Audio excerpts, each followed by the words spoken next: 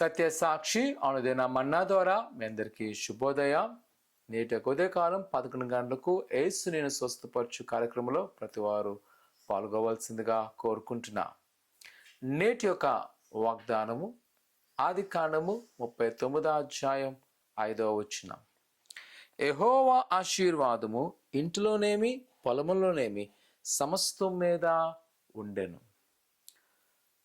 యాకోబు గారు కలిగిన కుమారుల్లో ఒక 10 మంది యోసేపు మీద అసూయపడి ఆయనను ఐగుప్తులకు అమ్మివేసినప్పుడు పోతీఫారు ఆయన కొనుగొని తన ఇంటిలో బానిసగా ఉంచాను.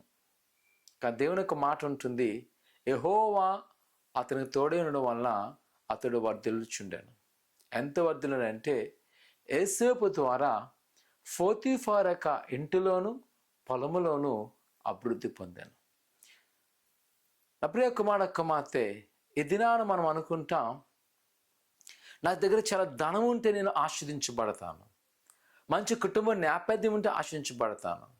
ఇక్కడ యోసేపు దగ్గర చూస్తే బానిస, భాష రాదు, సంస్కృతి తెలియదు, వారితో ఎలాగుండాలో తెలియని ఒక యవనస్తుడు. అయినప్పటికీ యెహోవా అతనికి తోడై ఉండడం వలన అతడు అభివృద్ధి చెందాను. అతడును వలన ఫరో యొక్క ఇల్లు అభివృద్ధి చెందాను, ఆశీర్వాదం పొందాను. నిజమే, ఈ ఉదయకాల సమయంలో నమ్ము దేవుడు నీతో ఉండేలాగా. ఆ నీతో ఉంటే చాలు, ఆశీర్వాదం నీ వెనువంటే ఉంటుంది.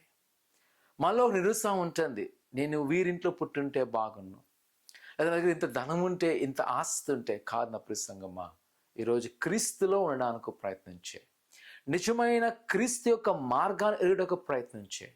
అప్పుడు మనం చూడగలము దేవుని యొక్క సంపూర్ణమైన ఆశీర్వాదం.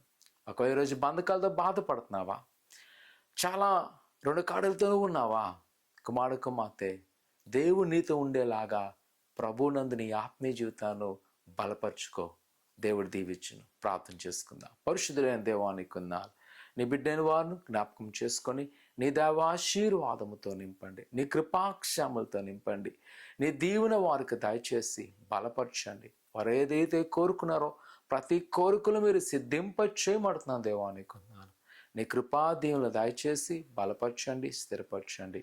మరి ముఖ్యంగా ప్రభా, అయినా ఆనాటి యోసేపు నాశించిన దేవా, నువ్వు మాతో ఉండి మేము ఉన్న చోటున అభివృద్ధి కనపరచమని, నీ బిడ్డలుగో నీ సన్నిధిలో గోజాడుతున్నగా అద్భుతమైన కార్యాలు చేయమని యేసు నామమున తండ్రి, ఆమేన్. ప్రభు మీకు తోడే ఉన్నాడు. దేవుని మందిరానికి వచ్చి ఆయన దీవెనలు పొందుకోండి. దేవుడు దీవించును గాక. ఆమేన్.